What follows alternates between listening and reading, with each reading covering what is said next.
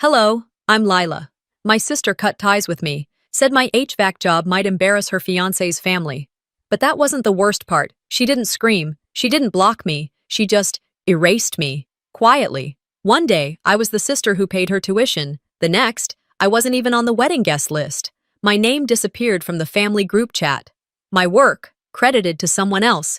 My mother. She said, "Not everyone needs you to show up." They used my hands to build their comfort, then shamed me for showing up with calloused palms. What happens when you realize your family sees you as the blemish on their perfect photo? What do you do? When you've been cut out of your own story, would you fight to stay, or would you finally walk away? I never expected to start my Friday afternoon inside a bridal boutique that looked like it belonged in a magazine. It was all soft lights, blush tones, and gold-accented mirrors. The kind of place that whispered luxury with every floral arrangement. I had just finished a last-minute HVAC service call. They were having issues with the thermostat before a weekend of bridal fittings, and I figured I'd drop off the final invoice in person. I walked in wearing my uniform, a navy button-up with my name stitched above the chest, hair pulled back in a practical ponytail, and my tool bag slung over one shoulder. A few women glanced over, their conversations skipping a beat. One of them, blonde and immaculately dressed in satin blush, gave me a look that hovered between pity and discomfort. "The mop closet's over there, sweetie," she said, gesturing behind the counter with a little wave of her champagne flute. I stood still for a second, unsure if I'd heard her right. "No," I replied, my voice even. "I'm not with maintenance. I installed the climate system here last year, just dropping off paperwork." Her face didn't shift. No apology. Just a stiff smile, like I'd spoken in another language. It didn't last long, 30 seconds maybe, but that was all it took. The boutique felt smaller suddenly, as if the air I'd cooled myself now stifled me. I placed the folder on the desk, nodded to the woman at reception, and stepped back out into the street.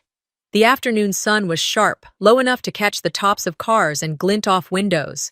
My van sat a few spaces down, logo faded but still legible. I unlocked it, tossed my bag into the passenger seat, and sat behind the wheel with the door open, letting the breeze blow through. It wasn't the first time someone had mistaken me for the help, and I doubted it'd be the last, but something about it, how casual she was, how sure, itched under my skin. I turned the key. The engine hummed to life, the same way it had for years, dependable as ever. On the drive back to my apartment, I kept the radio low. Some old folk tune played, lyrics about heading home, about being missed. I turned it off before the chorus. Being missed wasn't something I expected anymore. Back home, I parked in the small gravel lot behind the duplex. The familiar creak of my front steps greeted me, and the scent of clean laundry from my neighbor's window drifted over. Inside, I kicked off my boots and stretched my shoulders, feeling the long day settle into my spine. I still had one stop to make. Every year, I brought pie to the family dinner before the holidays. Not store-bought. I always went to the little bakery on Hawthorne, the one Dad used to love. It was muscle memory by now. I drove back out, parked near the red-bricked storefront, and stepped into the warmth of butter and cinnamon. The woman behind the counter recognized me. "Same as usual?" she asked with a smile. I nodded. "Yep, 1 apple, 1 pecan." The boxes were warm in my arms when I stepped outside. I set them in the van and pulled out my phone, dialing Mom. She picked up after a few rings. "Hey, Mom," I said. "Got the pies. Want me there around 5? Silence.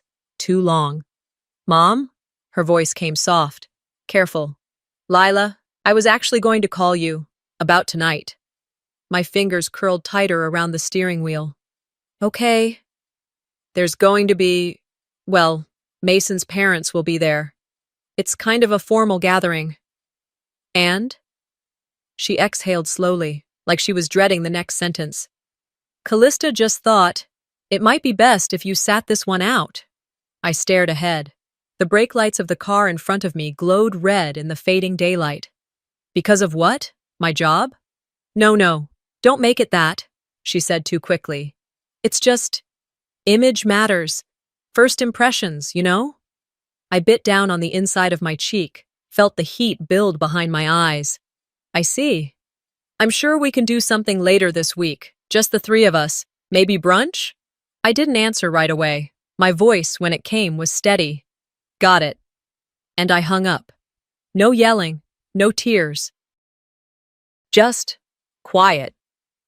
Back at my apartment, I placed the pies on the kitchen counter. I didn't bother opening them. I poured a glass of water, sat on the couch, and stared at the wall. The silence of the apartment echoed.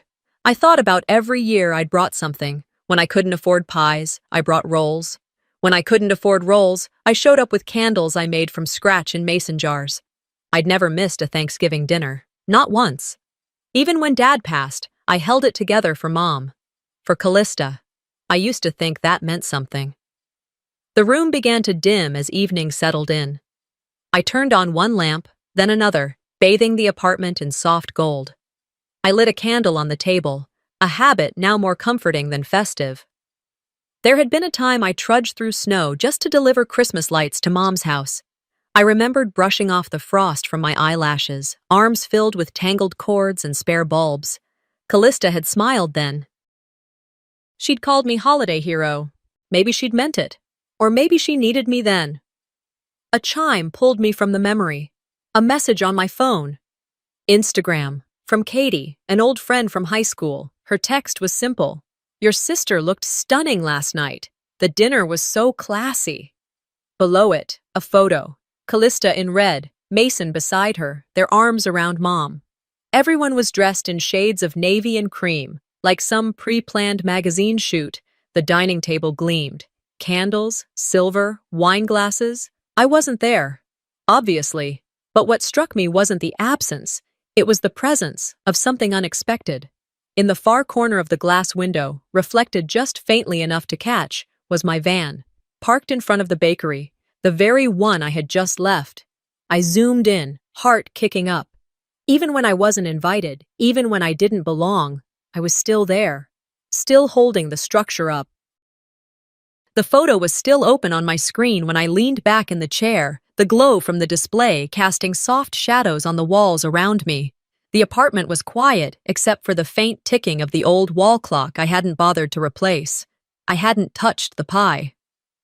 The bakery box sat on the counter, perfectly untouched, its golden string still tied in a bow, just like the ones I'd brought every year. I kept staring at the reflection in the photo, the blur of my HVAC van barely visible in the shop window behind my sister's smile. That tiny, unintended glimpse of me, silent, peripheral, said more than any caption ever could. My hand hovered over the screen before closing the app.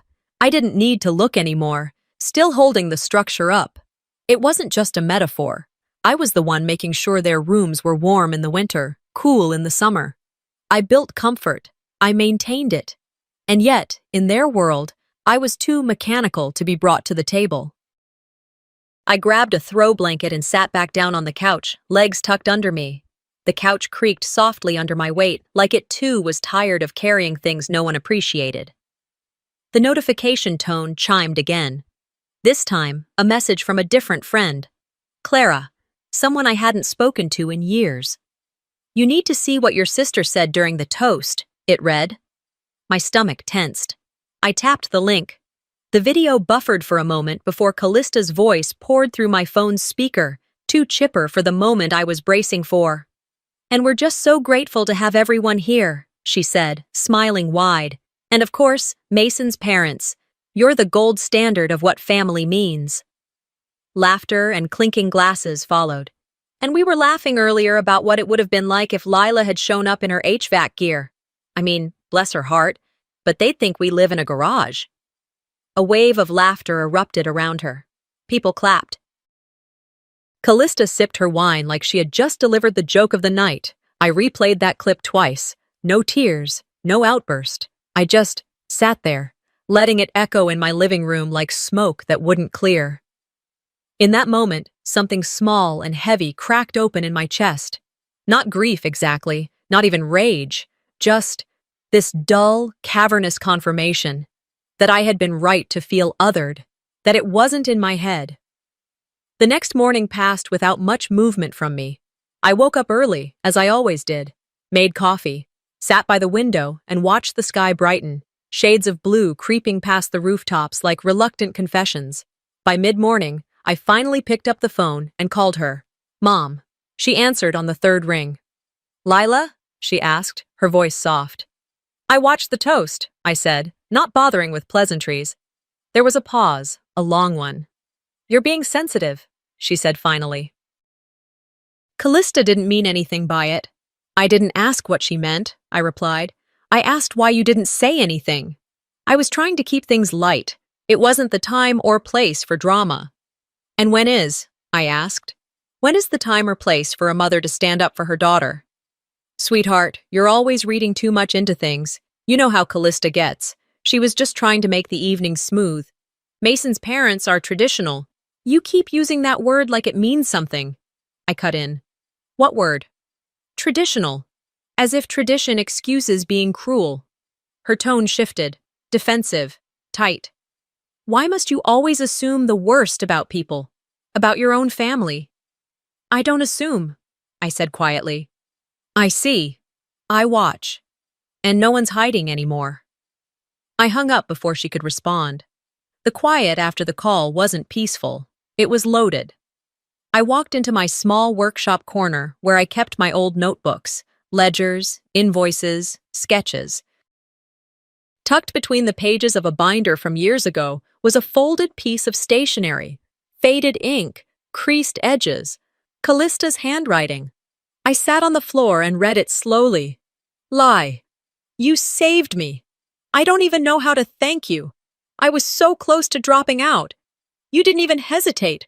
I'll never forget this. I owe you big. Love, Cal.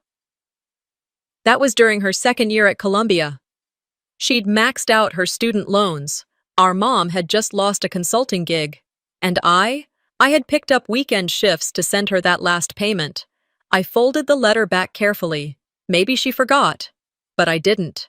That afternoon, I drove out to a client's house in Northeast Portland. A furnace tune-up. The homeowner, a retired nurse, offered me tea as I wrapped up. I declined, thanked her politely, and sat in my van for a moment before heading back. I didn't turn on the radio. I didn't need another reminder of home. That evening, I went for a walk around the block. The crisp air bit at my cheeks, but I welcomed it. It helped me think, helped me untangle the noise in my chest. For so long, I had convinced myself that I was doing the noble thing, staying quiet, showing up, keeping the peace. I told myself that if I was just helpful enough, loyal enough, selfless enough, they'd see me, value me. But people don't value what they think they're entitled to. They just take. Back at home, I made myself a simple dinner. Roasted vegetables, leftover chicken. I ate while scrolling through social media. Not to stalk, but to confirm. The video from the toast had already been reposted by one of Callista's bridesmaids. It had over 3,000 views. The comments were a mix of praise and subtle digs. Callista is such a class act. LOL. I'd die if my sister walked in with a wrench. She's so polished. No wonder Mason fell for her. I closed the app. I didn't need to scroll further. I had seen enough.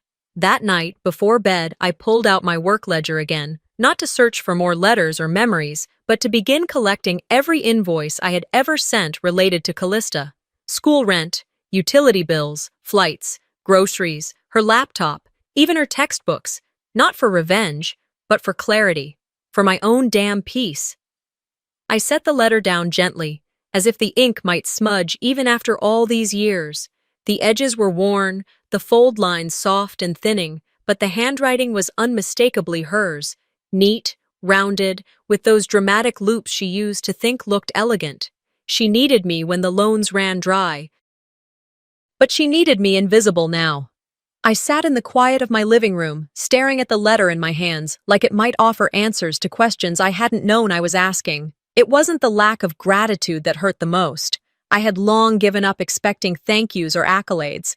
What stung was the revision, this subtle but complete redrafting of our history where I didn't exist, where I hadn't poured my energy, my money, my very presence into making sure she didn't fall. My phone buzzed against the coffee table. A text. Madison, you okay? She asked first. I replied with a simple, fine. Then another message popped through. You should know, Mason thinks your parents paid for Columbia. He doesn't even know you were involved. I read the sentence twice.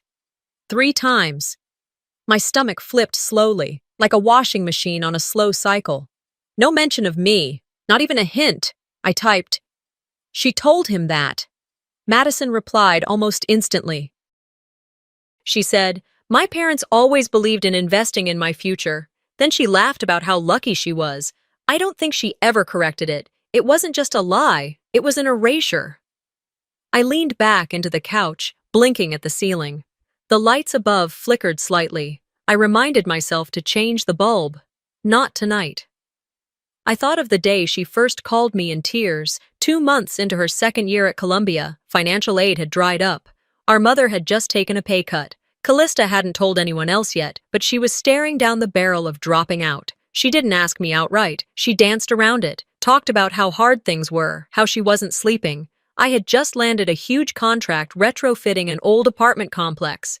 It meant weeks of climbing through ductwork and making spreadsheets and managing subcontractors. But it paid well. I took a weekend shift and wired her what she needed. The next month, I did it again. And again. Textbooks, rent, groceries. All the while, she posted coffee shop study selfies and tagged them. Stad Law Life. And now, sitting here, I wasn't even a footnote. The following morning, I stepped out early to check the mailbox. I had been doing it half-heartedly for the past few days, wondering if perhaps an invite would arrive late, tucked inside a cream-colored envelope with a delicate wax seal. But today, like every day before, there was nothing. Bills, a flyer for gutter cleaning, a local newsletter I never subscribed to. Still, something gnawed at me, so I called the local post office. I told them my name, gave them my address. I asked if anything might have gone missing, or if there had been a delivery attempt. The woman on the other end was polite, sympathetic even. "I actually checked this for someone else yesterday," she said. "You're not on the list. There's no delivery pending to your address from that party." My hand tightened around the phone. Not even a clerical error, just absence. After I hung up, I stood in the hallway for a moment, holding onto the railing of the stairs like I might collapse if I let go. The silence of being excluded was louder than any shout. I got dressed and headed out for a job on the coast, an old Victorian that needed a new heat pump installed. The drive was a couple hours, long enough to think, not long enough to drown anything out. The radio stayed off. Out there, surrounded by tools and metal and the hum of machinery, I could pretend for a few hours that I was just a technician. Not a sister, not a daughter, not the unwanted footnote in someone else's success story. The ocean was visible from the back window of the house. I stood there for a few minutes after finishing the job, gloves still on, hands dusty. That view made me think of another moment, one from years ago. I'd taken a train to visit Callista in New York during her first year at school. I'd brought a bag of groceries and essentials she'd said she couldn't afford, bundled up in layers to brave the early snow. She was late meeting me. I stood outside her dorm for nearly 30 minutes, the wet sleet soaking into my boots. When she finally arrived, she smiled big and said, "You didn't have to do all this, Lai." But I did, because no one else would. And now she told people she'd done it alone. What's worse than being forgotten? Being rewritten out of your own story. I left the house with my gear packed, drove home in the fading light, and walked into my apartment without bothering to turn on the lights. The sky outside had gone that bruised shade of blue that usually brings peace. Tonight, it just made everything inside feel colder. I opened my calendar out of habit, needing something to ground me. That's when I saw it. Callista's wedding planning dinner, November 19th. It was synced from a shared family calendar Mom had set up years ago. I stared at the event title. The venue was listed. I recognized it immediately. 3 years ago, I had done a full HVAC install for that building, a newly renovated space downtown that catered to elevated events. At the time, they didn't have much of a budget, and I'd offered them a discount just to get the exposure. I'd worked weekends to meet the deadline, hauled ductwork through narrow hallways, and climbed through crawl spaces until my knees were sore. I never even charged them for the thermostat upgrade. I wanted them to remember me when business picked up. Now my sister was throwing her wedding prep party there. So, I guess I'm not good enough to be invited, but good enough to keep the air flowing. Not good enough for a seat, but good enough to build the room. That thought kept bouncing around my head as I stood in my garage workshop Sunday afternoon, the kind of quiet day that normally gave me peace. Today, though, the silence felt like a pressure building from the inside out. I stared at the calendar on the wall, a dry erase board next to my service schedule, and erased the notation. Callista's planning dinner. I'd written it there automatically weeks ago, back when I still thought maybe there'd be a chair with my name on it. I held the eraser still for a moment, then wiped the whole square clean. If they didn't want me in the picture, fine, but they didn't get to erase what I'd built. I turned toward my workbench, opened the drawer where I kept my older reclaimed parts, and started sketching. A custom vent cover, the kind I hadn't made since I gifted one to Dad years ago for his study. This one would be a wedding gift, though God knows they didn't ask for it. Still, it felt right, a gesture I could live with. No fancy wrapping, just brass and steel, etched with words that meant something real. Stay warm. Stay real. I spent the rest of the afternoon shaping the metal, sanding the corners, engraving the faceplate. It gave my hands something to do, which helped keep my thoughts from boiling over. I worked until the sun dipped low and shadows pooled around my feet. Then I boxed the piece and placed it gently in the passenger seat of my van. The venue wasn't far. Downtown, 2 blocks off the main stretch. I'd done the HVAC there myself 3 years earlier, long before it became a trendy spot for rustic chic weddings. Back then, the drywall was still patchy and the contractor was late half the time. But I'd kept to my word, got the airflow balanced and the ductwork sealed, even threw in a free wireless thermostat. I slipped the box into the staff entrance and asked the event manager to deliver it during setup. I didn't linger. I didn't leave a card. 2 days later, I was back in my shop, going over invoices for an upcoming job, when my phone buzzed. Madison again. They're posting pictures already. Thought you should know. I clicked the link. There it was. Callista beaming at her bridal shower, surrounded by sunflowers and champagne glasses. And in the background, mounted right above the dessert table, was my vent cover. But the placard beneath it read, "A heartfelt creation from Mason, her perfect match." I closed the app, didn't scream, didn't throw the phone. I just sat still, staring at the far wall of my workshop. Inside me, something didn't just break. It shifted, like a slow, undeniable slide into place. I'd been used, again, and it had been painted over with smiling captions and trendy hashtags. I didn't call to correct it, didn't leave a comment, but I did pick up my keys. I stopped by the store to grab groceries, bread, eggs, milk, some fruit, and drove out to Mom's place on the west side. Her porch light was already on when I pulled up. It was late afternoon, that in-between time when everything feels faded, like the day is shrugging itself off. She answered the door in her robe and slippers, her hair pulled back the way she always wore it on Sundays. "Lila," she said, surprised. "You didn't say you were coming." "I brought a few things," I said, holding up the bags. "Thought you might need them." She stepped aside to let me in. The house smelled like laundry detergent and lemon-scented cleaner. Everything in its place, like always. We moved through the kitchen in silence for a few minutes. I unpacked the bags while she shuffled around, tidying what was already spotless. Finally, I said it. "Why do you let her rewrite everything?" She didn't turn, just kept folding the same dish towel she'd already folded twice. "I don't know what you mean." "Yes, you do," I said, more gently than I felt. "She tells people you and Dad paid for Columbia. She puts my work under Mason's name, and you let her." Mom sighed, then turned to face me. Her mouth opened, then closed. She set the towel down. "You're making this harder than it needs to be." "No," I said. "I think pretending everything's fine is what's made it harder." "She's getting married," Mom said, as if that explained anything. "She's building a life. She needs things to go right. She needs support." "And what do I need, Mom? Just to keep showing up and fixing the heater when it breaks? To pay for the party and stay out of the photos?" She looked down. "Callista has a future," she said after a moment. You make things. My chest tightened. I made her future, I said quietly. You know that. Silence stretched long between us. Then, almost too soft to hear, she said it. Not everyone needs you to show up. There it was, the line I'd always felt but never heard.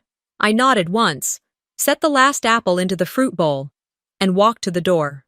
I left the receipt in the bag, I said, in case she needs to credit Mason for the groceries too. She didn't stop me. The sun was starting to set by the time I got back to my place. The apartment felt cooler than usual. I left the windows open anyway. I moved slowly through the living room, picking up a framed certificate from the shelf. It was from a community project I'd led 5 years ago, installing affordable heating units for senior homes in Southeast Portland. I'd been proud of that one. Still was. I placed it in a drawer, not out of shame. Just quiet reclamation. Some things didn't need to be on display to hold value. Then I opened my laptop, pulled up the folder labeled Archive, Callista Tuition. It was all there. Wire transfers, copies of textbook receipts, rent payments I'd made directly to her landlord, emails, my name in the headers. I wasn't preparing to fight. I was just done being erased. That night, I poured a cup of tea and sat at the kitchen table. No TV, no music, just the sound of the water heater humming in the background, the very thing I was always called to fix for everyone else. I opened a blank document and typed one line. I was not an afterthought. I was the foundation. I sat with it, then hit save, and kept going. I didn't need revenge. I needed receipts.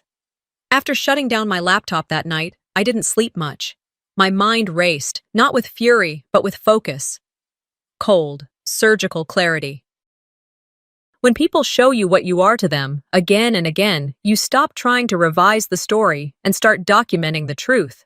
By the time sunlight crept through the blinds, I was already at the kitchen table with 3 manila folders open and my external drive plugged into my laptop. For every text message asking for help, every email requesting another rent deposit or textbook order, there was a paper trail. I labeled it all. Tuition invoices, Zelle receipts, photos of checks written from my business account. I wasn't doing it to wave around in some messy confrontation. I wasn't building a case for court. I was archiving my value. Quietly, for myself. Mid-morning, I slipped the USB into a small plastic envelope and labeled it in block letters. Truth. Then I set it aside and grabbed my keys. I had a service visit scheduled for a property across town, but I carved out time before that for a stop I'd been avoiding. Callista's wedding venue. I didn't dress differently. Still in uniform, hair tied back, same steel-toed boots that had tread across half the basements in Portland. I pulled into the gravel lot behind the venue just before 11. The place was buzzing with activity, florists unloading boxes, a photographer scouting angles, and a small team of event planners moving with that mix of urgency and practiced ease. I stepped inside through the side entrance I'd installed a new fire-rated door for, and the cool rush of perfectly balanced air met me. I'd gotten the airflow right in this building. It had taken extra time, some out-of-pocket expense for better diffusers, but I'd done it right. A young guy in a headset stopped me halfway down the hallway. "Staff entrance is around back," he said. "I'm not staff," I replied. "Just checking something. I did the HVAC system here years ago." His expression changed, less authoritative, more awkward. "Oh, sorry, okay." I walked toward the main utility panel, and that's when I noticed it. My plaque, the small brass one I'd mounted next to the thermostat unit, was gone. In its place, a brushed metal plate reading, "Design Integration by West Edge Interiors." I stood there, heart sinking, not out of surprise, but out of that slow, settled confirmation that you're not being paranoid. They really do want to take everything and leave you with nothing. West Edge. I remembered them. They were the subcontractor that briefly consulted on finishes. They never touched the wiring or the ductwork. But now, they were getting full credit. I snapped a photo with my phone, not for the public, for the file. Then I left, back through the door I'd installed, past the people prepping the space for a party I wouldn't be part of. I drove straight to my shop, parked in the rear lot, and sat in the cab for a moment before heading inside. The familiar smell of metal, motor oil, and the faint citrus of my hand cleaner welcomed me. I'd barely put my bag down when my phone buzzed. Madison, again. Did you know Callista's firm is using your install photos on their site? I froze, then typed back. What? She sent a link. It took a few seconds to load. But when it did, there it was. Callista's firm's homepage with a carousel of images, a sleek, minimalist home with a perfectly centered HVAC control panel, ductless mini-splits positioned flawlessly in a modern loft, and a caption beneath it all. Seamless solutions, curated for every lifestyle. I knew those spaces. I'd sweated through every one of those installs, bent copper in 100-degree attics, crawled through crawl spaces no one else would touch. Not only were the photos mine, but they had been filtered, lightened, and re-tagged to highlight the firm's design-forward approach. The last slide included a tag, #Callista Designs, #Woman, in Law, and Style. Not function, not labor, not sweat, just aesthetics.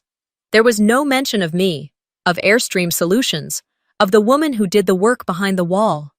Something inside me snapped into place, not like a break, but like a switch finally flipping. I didn't cry. I didn't fume. I opened my laptop again. This time, I crafted 2 emails. The first was addressed to the venue. Subject line, Intellectual Property Licensing Inquiry. It was formal, factual, not aggressive. Just a direct outline of my original contract, a copy of the permit numbers, and a query about why a different firm was now credited on public signage. The second email was a cease and desist notice to Callista's firm. I cited image use without proper credit, noted professional misrepresentation, and included screenshots with timestamps and my original project files. I didn't CC Callista. I didn't even sign my name with emotion. Just Lila Callahan, Owner-Technician Airstream Solutions, LLC. I moved both messages to scheduled drafts. I wasn't ready to send them. Not yet. But they were ready. Just like I was. And then, without thinking too much about it, I opened a new message. This one wasn't professional, it was personal. To Helen Montgomery. Subject, some truths about the wedding preparations. I didn't write much. Just attached a single PDF labeled Behind the Dress. Inside were invoices, the plaque photo, a screenshot of Callista's firm's misuse, and a short note. I thought you might want to know where the air your guests will breathe came from, and who put it there. Then I hit send. What they call sabotage, I call disclosure. That's what I told myself as I hit send. The cursor blinked for half a second before the email disappeared from the outbox, the quiet ping confirming it had gone straight to Helen Montgomery, Mason's mother.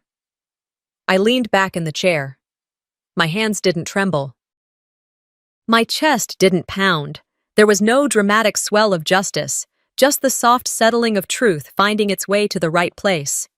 Afterward, I made tea and went about the rest of my evening as if I hadn't just lobbed a silent grenade into the heart of Callista's curated life.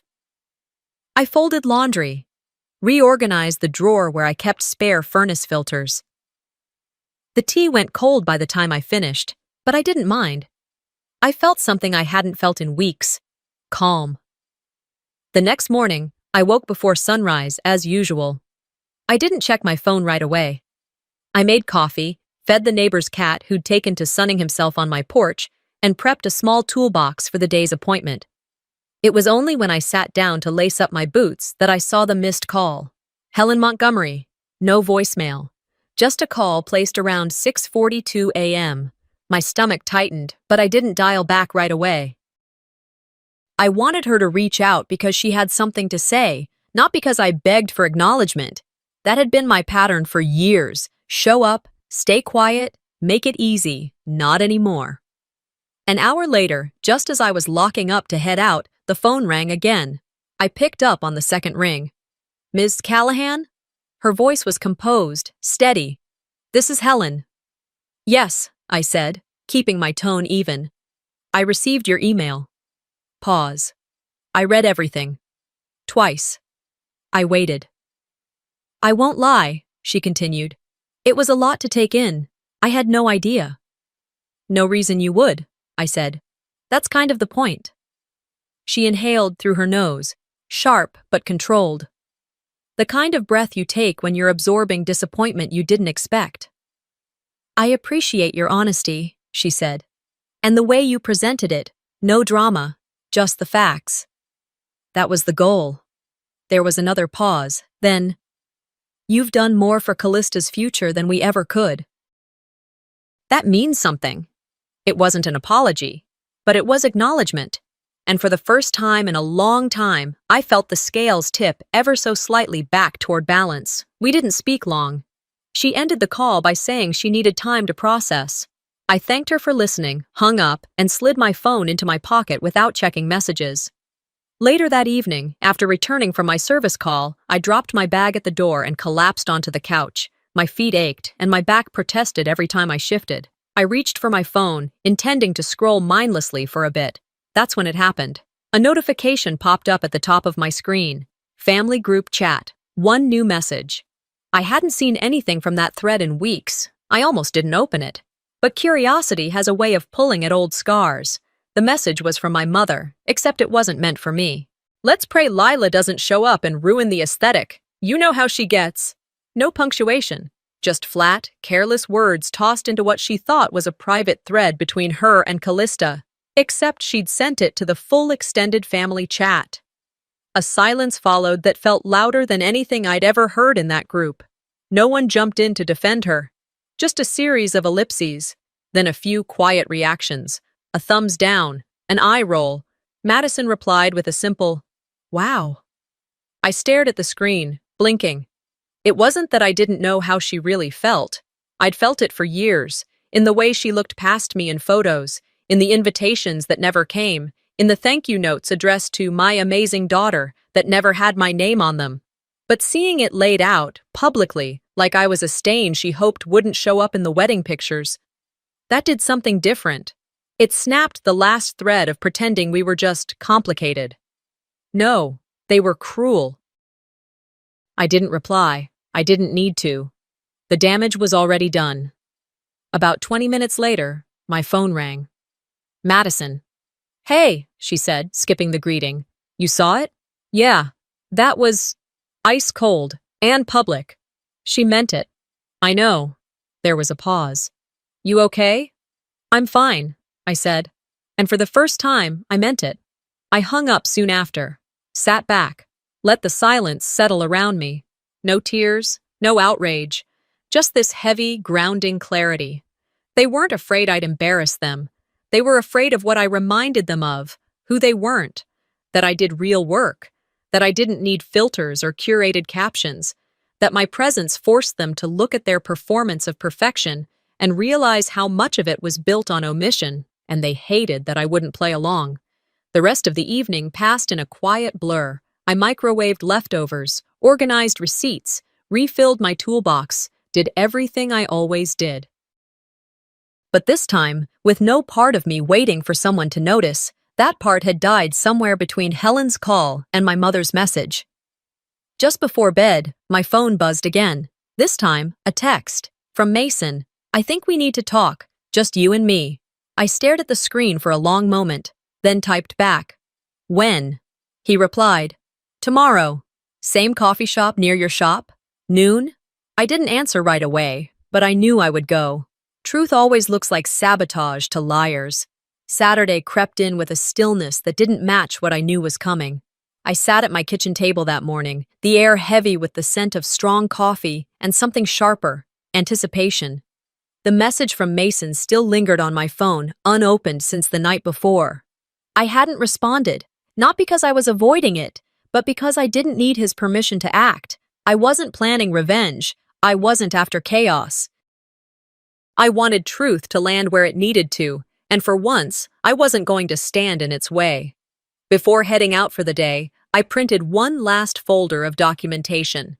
Backups, timelines, proof of payment. I slid the pages into a clear binder, labeled it plainly, "In case of lies." Then I set it beside my purse on the entryway table. If anything went sideways, I'd have facts. Around noon, Madison called. Her voice was low, tight with urgency. "It happened," she said. "What?" "The rehearsal dinner." Mason stood up in front of everyone, family, friends, even their pastor, and said there were irreconcilable truths. That's the phrase he used. I didn't speak. He canceled it, right there, lie, no yelling, no accusations, just ended it.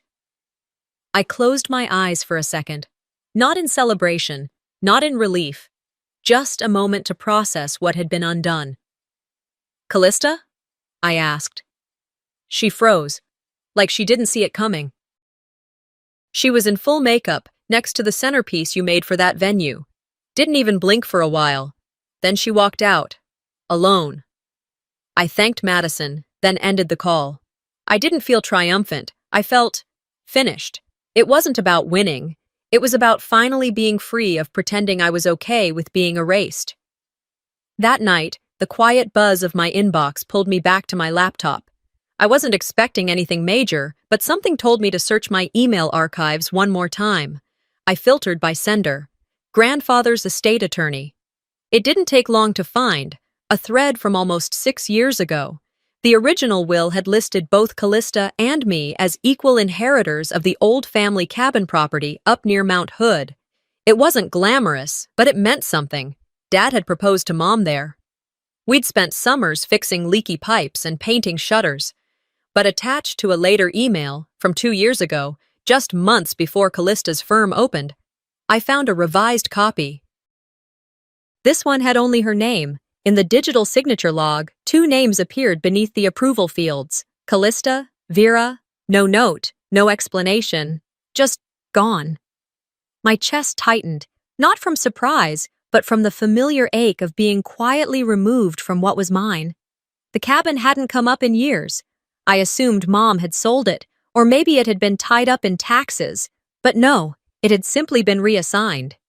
I stared at the screen for a long time, the cursor blinking at the edge of a document that told me, again, exactly where I stood in their world. The call came around 8:30 p.m. "Lila?" Mom's voice cracked immediately. "It's all falling apart." I stayed silent. "Your sister is devastated," she continued. "Everyone's talking. Mason's parents are pulling out of the engagement. She's not answering anyone's calls. What did you do?" I swallowed the heat building in my throat. "I gave him the truth, that's all." "You didn't have to go that far," she said sharply. "You could have talked to me. You didn't have to humiliate her like this." I almost laughed. "Humiliate her?" I repeated. "Mom, do you remember when you said I shouldn't come to Thanksgiving because of how I'd look in front of Mason's parents? Or when you said not everyone needs me to show up? That's not what I meant, but it's what you said." There was a pause, then softer. "She's your sister." "And I was hers," I replied. "When I paid her tuition, when I stayed quiet through every insult, when I made her wedding gift by hand, only to watch it get credited to her fiancé." More silence. "You erased me," I said simply. "From the guest list, from the photos, from the will." I could hear her breath catch. "I didn't—" "Don't lie to me," I cut in. "I found the file. I saw your name under the signature."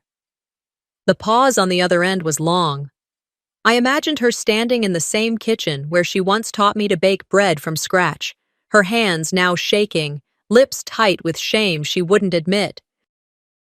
Finally, all she said was, "You don't understand how things had to be." I felt something inside me fall away. "You taught me one thing well, Mom," I said. "How to disappear." Then I hung up. I opened my phone, went into the family group chat, and without hesitation, tapped "Leave conversation." No dramatic goodbye, no explanations, just gone. Because sometimes disappearing is the loudest protest. But this time, I disappeared on my own terms. When I woke up Sunday morning, the air in the apartment felt still, like it was holding its breath. Outside, the fall sunlight streamed through the blinds in quiet slats, but there was no warmth in it. I sat up slowly, legs hanging off the edge of the bed, and checked my phone. Messages. Dozens of them. Some were from extended family members, distant cousins I hadn't spoken to since Dad's funeral. Others were old coworkers, a couple of former clients, and even someone I barely remembered from high school. They weren't all dramatic. Some just said, "Saw what happened. Proud of you." Others were quieter. "Didn't know. Sorry you went through that." I didn't reply to most. I didn't feel the need to explain or gloat or apologize. I felt grounded, solid. Callista's wedding was supposed to be the crowning moment of our family's image. Vera's long game to finally be accepted into the kind of social circles she always fantasized about. Instead, it became the headline of a local news outlet's Sunday feature. Rising young attorney's engagement canceled amid allegations of financial misrepresentation. The article was short, professional, but biting. No names were explicitly dropped, but it didn't take much for anyone in our circle to connect the dots. The reporter had clearly done some digging, citing conflicting reports regarding who financed the bride-to-be's Ivy League education, and questions about branding overlaps between her firm and a local HVAC business. My business.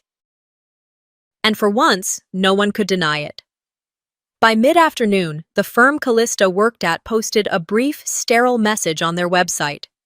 "We have paused all partnership consideration involving Miss Callista Callahan, pending internal review."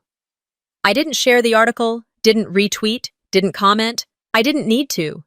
Because the one thing I had always known deep down was that truth has a way of peeling through varnish. No matter how polished the surface, it cracks. And this one had cracked wide open. Around 5 that evening, my phone rang again. I knew the number. I debated not answering. But something in me was ready. "Hi, Mom," I said, voice calm. There was a pause. Then, "Lila, she's not okay." I said nothing. "She hasn't left her apartment. She's not eating. Mason won't take her calls. The firm is under pressure. You need to talk to her. You can fix this." I closed my eyes, holding the phone loosely. "She listened to you once," Vera continued, almost desperate. "You're the only one she's ever actually listened to." "No," I said softly. "She didn't listen. She needed something. And I gave it. That's not the same as listening." Vera's voice cracked. "You've changed." "No," I replied, sharper now. "I stopped asking to be loved by people who only know how to use me." There was silence. The kind of silence you only get when someone's been slapped by their own reflection. "Your sister has nothing left," she whispered. "She still has her name," I said. "She still has a chance to make something honest out of it. That's more than I had." "You've always had us." "No, Mom," I said. "I had responsibility. I had obligations. But love? That's never been unconditional in this family. Not when it came to me." She didn't argue, didn't deny it. She just hung there, in the dead space between her breath and mine. "I hope," I added, my voice steady, "that someday you'll understand what it cost me to stay silent all those years. And what it gave me to finally speak." We ended the call quietly. No resolution, no apology, just the severing of a rope that had long since frayed. Later that night, I opened my laptop, not to watch the fallout, not to follow gossip, but to reclaim the one thing I had always had control over, my own narrative. I wrote a post, short, measured, unapologetic. Some stories rewrite themselves, mine won't. I stand by my work, and my silence. I posted it to my business page. Within an hour, the comments came in, clients thanking me for what I'd built for their homes. A woman I hadn't spoken to since trade school, an old teacher who used to buy my brownies at the PTA bake sales. They remembered me, not because I was flashy, not because I was dramatic, but because I had shown up, done the work, and never asked for a spotlight.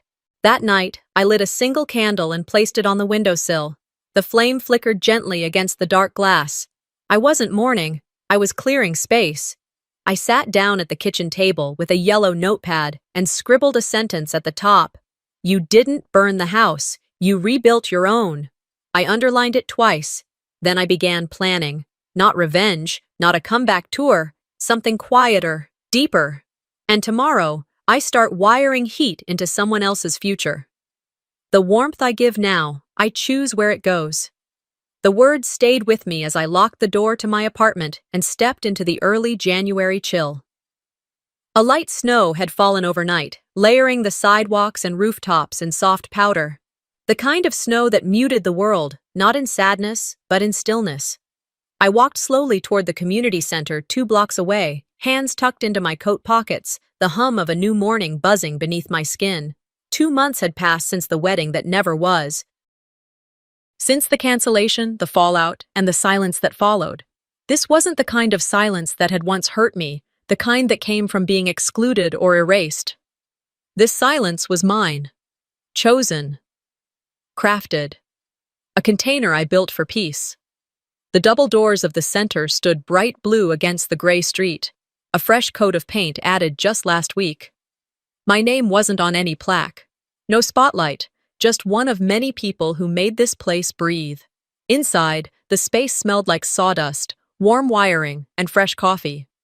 I walked past the new ductless units I had installed over the holidays, smiled at the heating register humming steadily, and headed straight to the workshop room, where folding chairs had already been arranged in neat rows. On the table at the front sat a small envelope, slightly curled at the edges, my name written across the front in delicate cursive. Evelyn. My grandmother. I stared at the letter for a moment before picking it up and easing into the seat beside it. She'd passed the year before, quietly, as she'd lived, but I knew this wasn't something she'd have left behind without intention. I unfolded the letter slowly, careful not to tear the edges. The handwriting was unmistakable, elegant and steady, the kind of script taught in another era. Dear Lila, some families bury their gold, others polish it in silence. You were always both. You may not be invited to every table, but your hands built more rooms than most ever enter. Keep building. I see you. Love, Grandma E. My throat tightened as I read the final line again. I see you. Of all the things I'd ever wanted to hear from family, those 3 words meant the most. I folded the letter and tucked it inside my wallet. It didn't belong on a shelf or a frame.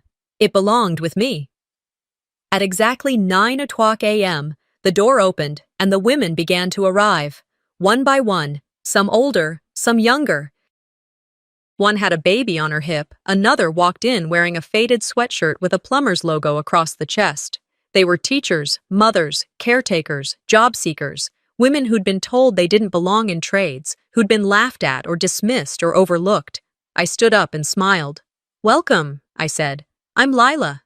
They nodded politely, some smiling shyly, others looking unsure. We're not here to talk about vents and filters, at least not right away. Today, we're starting with something else. They waited. We're starting with the thing no one teaches you in tech school, how not to disappear. A few of them chuckled. The tension eased. I pointed toward the back table where toolkits were stacked. By the time we're done with this course, you'll know how to install a furnace, calibrate a thermostat, and wire a mini split. But more than that, you'll remember you belong here, just like anyone else who ever walked into a house with a wrench. And just like that, the air shifted. Not because I was brilliant, but because I was honest. This room wouldn't have family portraits or wedding photos on the wall, but it would have calloused hands and loud laughter and quiet pride. A new kind of family. Built, not born. After class, I stayed behind to clean up. The woman with the baby lingered. I didn't think I'd be able to follow, she said. But you explain things like someone who's had to figure it out alone. I smiled. I have. She nodded once, hugged her child closer, and walked out into the snow. Back at home that evening, I opened the closet and pulled down the old family photo album. The one with pages that stuck together slightly and edges worn soft from years of fingers flipping through. I sat cross-legged on the floor and opened it to a photo of the 3 of us, me, Callista, and Mom, taken in the backyard when we were kids. I was probably 8. Callista had a birthday crown on, and I was holding a garden hose. For a long time, I just stared. Then I closed the album, placed it in a plastic container, and labeled it with a Sharpie. Was Not is. I didn't throw it away. Some history you don't erase. You just stop trying to rewrite. That night, I stood by the window with a cup of tea and looked out at the neighborhood. The light from other homes blinked softly, people watching TV, cooking dinner, putting kids to bed. I didn't feel like I was missing anything. I felt whole, not fixed, not healed, but whole. I didn't need them to say sorry, I said aloud to no one. I needed to stop apologizing for being me. And I had. I may not have a seat at their table, but I built mine, and it's open to anyone who's ever been told they don't belong. Sometimes the people who benefit the most from your silence will call you cruel the moment you speak. Lila's story reminds us that setting boundaries isn't betrayal, it's survival. And choosing peace doesn't mean weakness, it means knowing when enough is enough. Have you ever been erased by the people you loved most? Tell us in the comments, we want to hear your story. And if you felt this one hit close to home, don't forget to subscribe for more powerful, true-to-life stories just like this.